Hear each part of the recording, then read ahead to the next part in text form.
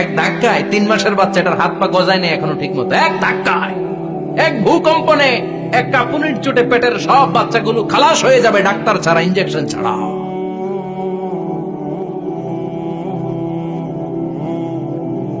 সেদিন যখন আল্লাহ একটা ভূমিকম্প তৈরি করবে, পৃথিবীটাকে যখন নাড়িয়ে দিবে, কাঁপিয়ে দিবে, একটা পাহাড়ও টিকবে না, সবগুলো পাহাড় তুলার মতো ধ্বনিত হতে থাকবে, মানুষগুলো ছিন্ন বিচ্ছিন্ন হয়ে ডানে বায়ে ছিটকে পড়বে, চন্দ্র সূর্য আলো থাকবে না, মানুষের চোখগুলো ছানা বড়া হয়ে যাবে।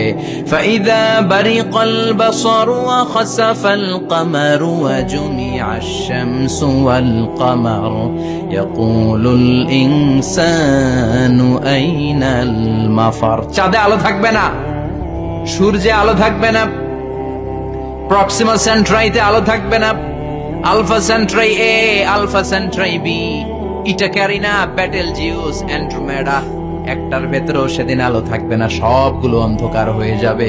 সাগরের পানির মধ্যে সেদিন দাও দাও করে আগুন জ্বলবে, মানুষগুলো পাগল হয়ে যাবে। কেউ থাকবে তখন টয়লেটে, ইমাজিন কেমন ভাবে আল্লাহ নকশা এঁকেছেন। কেউ থাকবে টয়লেটে, কেউ থাকবে ক্ষেত খামারে, কেউ থাকবে অফিস আদালতে, কেউ থাকবে রান্নাঘরে, কেউ থাকবে মৌজ মাস্তির ভেতরে। ঠিক তখনই কিয়ামত হয়ে যাবে, কেউ পার পাবে না, সবার মুখে একটা চিৎকার, আইনাল মাফার। পালাবো কোথায়? কিয়ামতটা শুধু পৃথিবীর একদিকে অনুষ্ঠিত হবে না, গোটা বিশ্বব্যাপী হবে, তাই না? নাকি বাংলাদেশে কিয়ামত শুরু হইলে সৌদিতে হবে না? হ্যাঁ, আমেরিকাতে হবে না, সুইজারল্যান্ড, ইন্দোনেশিয়া, অস্ট্রেলিয়া, গোটা বিশ্বব্যাপী একসাথে কিয়ামতের ভয়ঙ্কর দৃশ্যের অবতারণা ঘটবে। চিল্লা এখন ঠিক কিনা? মা তার ছেলেরে চিনবে না, দুধের বাচ্চাকে রেখে মা পালাবে। দুধের বাচ্চা, যে বাচ্চা দুধ খায়, ব্রেস্ট ফিডিং বেবি, এই বাচ্চারা রেখে মা কোনো দিকে যায়, ডানে বায়ে কোথাও সরতে চায় না, ব্যথানি পায়, কষ্টনি পায়। এই দুধের বাচ্চাটার ধাক্কা মেরে মা দিবে দৌড়। তাহলে কি ভয়ঙ্কর ঘটনা সেদিন ঘটবে। 3 মাসের 4 মাসের পেটের ভেতরে অপরিপক্ক বাচ্চা, এখনো পরিপূর্ণ হয় নাই, হাত পা ভালোভাবে গজায় নাই, ছোট্ট একটা গোশতের টুকরা। হসপিটালে এরকম যতগুলো নারী থাকবে, কিয়ামতের ভীতিকর অবস্থা দেখে মুহূর্তের মধ্যে সব অপরিপক্ক বাচ্চাগুলো ডেলিভারি হয়ে যাবে। এক ধাক্কায় 3 মাসের বাচ্চাটার হাত পা গজায় নাই এখনো ঠিক মতো। এক ধাক্কায়, এক ভূকম্পনে, এক কাঁপুনির চোটে পেটের সব বাচ্চাগুলো খালাস হয়ে যাবে ডাক্তার ছাড়া, ইনজেকশন ছাড়া। আল্লাহ বললেন সেদিনটার নাম হলো আল কারিআহ। মাল ওয়া মা আদরাকা মাল, ইয়াউমা ইয়াকুনুন নাসু কাল ফারাশিল মাবথুস, মানুষগুলো নিক্ষিপ্ত হবে। ওয়া তাকুনুল জিবালু কাল আহিনিল মানফুশ, পাহাড়গুলো তুলার মতো ধ্বনিত হতে থাকবে। এখন উপরের দিকে তাকালে কি সুন্দর নীল আকাশ দেখা যায়, সেদিনে আকাশও থাকবে না। ইয়াউমিনাতবিস সামাআ কাতাইয়ি সিজিল্লিল কুতুব, কাগজের পৃষ্ঠা যেমনি তোমরা ভাঙো, কাগজ যেমনি হাতের মুঠোয় নিয়ে তোমরা গুটিয়ে ফেলো, সেদিন এই বিশাল 7 আকাশটারও হাতের মুঠোয় নিয়ে গুটিয়ে ফেলবে কে? কাতাইয়ি সিজিল্লিল কুতুব। Can you imagine? আপনি কি কল্পনা করতে পারেন এই দৃশ্যপট যখন ঘটবে গোটা বিশ্বব্যাপী কি মেসাকার হবে? স্যাটেলাইট চ্যানেলগুলো ভেঙে দুমড়ে মুচড়ে পড়বে, পৃথিবীর যত বড় বড় টাওয়ার গুলো আছে ভেঙে আবাসিক এলাকার উপর পড়বে, পাহাড়গুলো ভেঙে খান খান সাগরের পানির ভেতরে দাউ দাউ করে আগুন জ্বলবে। বুর্জ আল খলিফা, পৃথিবীর সবচেয়ে উঁচু টাওয়ার, ওইটার তো কিছু হবে না ওই দিন। কি হবে? ভেঙে দেখব, ভেঙে খান খান হয়ে যাবে, ভেঙে টুকরা টুকরা হয়ে যাবে। এবার আমি যখন হজে গিয়েছিলাম, জেদ্দা এয়ারপোর্টে নেমে মক্কা যাচ্ছি প্রথমে উমরার জন্য, তখন বাঁ দিকে অনেক দূরে দেখতে পেলাম কিংডম টাওয়ার। এটার কাজ চলতেছে, আগামী বছর, এই বছর অথবা আগামী বছর এটার খুলে দিবে। এটা বুর্জ আল খলিফা থেকে আরো উঁচু। বুর্জ আল খলিফা 818 মিটার উঁচু, আর এই কিংডম টাওয়ার 1000 মিটার উঁচু, মানে 1 কিলোমিটার উঁচু। কিয়ামতের ওই ঝাঁকুনি আর ভূমিকম্পের সময় এগুলো টিকবে একটাও? আরো যে টাওয়ার গুলো আছে, Shanghai tower, Taipei 101, Petronas twin tower, বাংলাদেশের 40, 50, 60 তালাগুলা টিকবে? আমাদের কুমিল্লা শহর তো এখন টাওয়ারের শহর হয়ে গেছে। একটা বড় ছাদের উপর থেকে কুমিল্লা শহরের দিকে তাকালে এটা কি কুমিল্লা না উত্তরা বোঝাই যায় না। এই টাওয়ার গুলো একটাও টিকবে? আওয়াজ করে বলেন, টিকবে?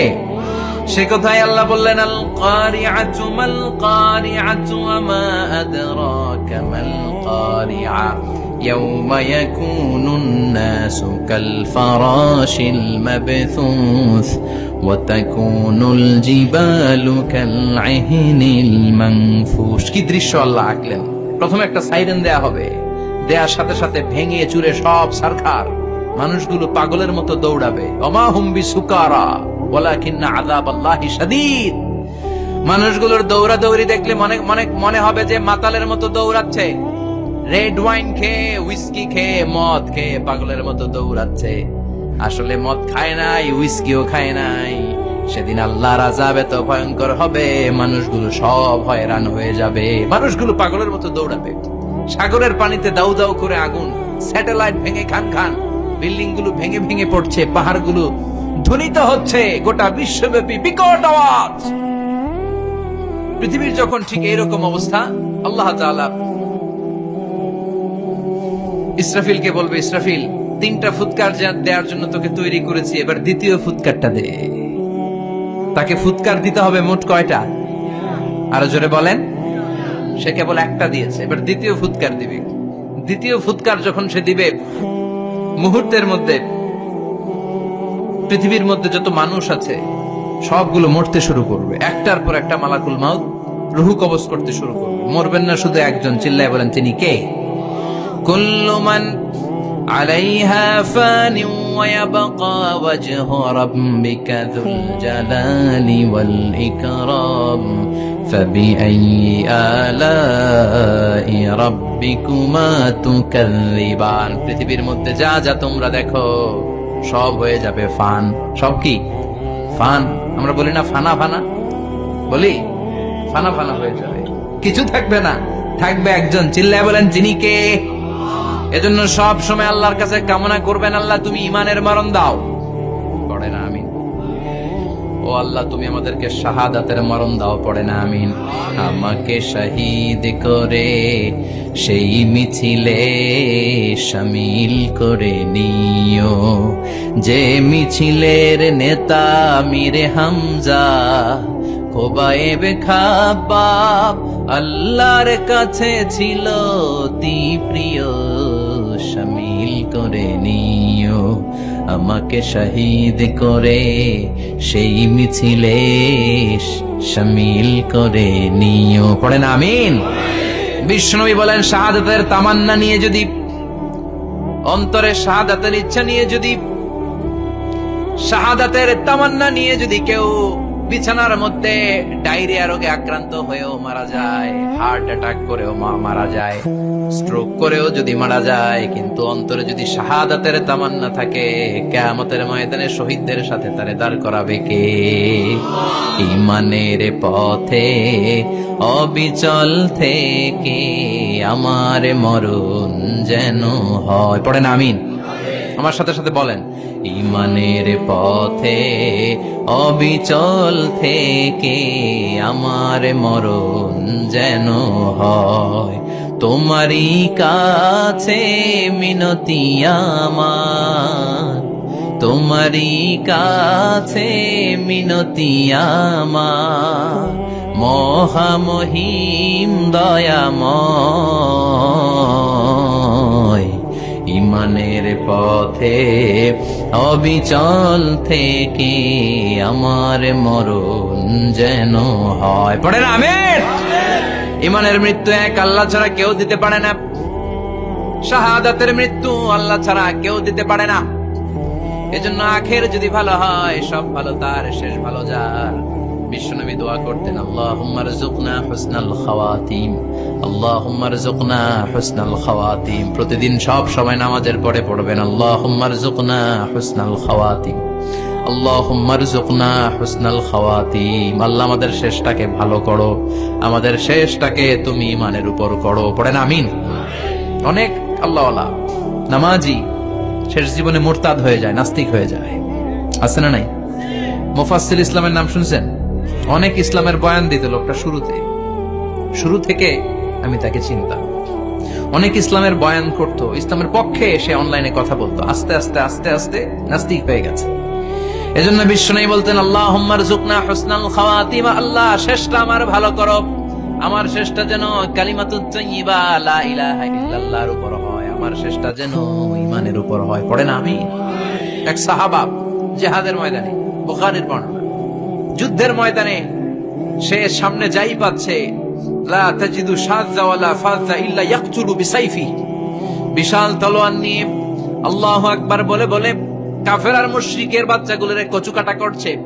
সাহাবীরা দেখে পেছন থেকে বাহাবা দেয়, নবীর কাছে এসে খুশ খবর দেয়, ও নবী দেখেন আপনার সাহাবী দিন কায়েমের আন্দোলনে কালিমার পতাকাটারে জমিনের বুকে পতপত করে ওড়ানোর জন্য কেমন করে যুদ্ধের ময়দানে, জিহাদের ময়দানে কাফের আর মুশরিকদেরকে কচুকাটা করছে। নবী দেখেন আজকে জিহাদের ময়দানে যুদ্ধের সব সওয়াব আল্লাহ এই সাহাবীরই দিয়ে দিবে। বিশ্বনবী বললেন হুয়া ফিন্নার, সে জাহান্নামে যাবে। সাহাবীরা তো অবাক, জীবন বাজি রেখে তলোয়ার নিয়ে কাফেরদের সাথে যুদ্ধে ময়দানের মধ্যে লিপ্ত, একটার পর একটা কাফের গুলোরে হত্যা করে জাহান্নামের মেহমান করে পাঠিয়ে দিচ্ছে। এই লোকটা কেমন করে জাহান্নামী হয়? বিশ্বনবী বললেন হুয়া ফিন নার, এই লোকটা জাহান্নামে যাবে, এরে কেউ বাঁচাতে পারবে না, জাহান্নামী। এক সাহাবী মনে মনে বলল এই লোকটা কেমন করে জাহান্নামী হয়, আমি তার পেছনে পেছনে দেখবো তার শেষ পর্যন্ত কি ঘটে, কারণ নবী যা বলে এটা তো কোনোদিন মিথ্যা হতে পারে।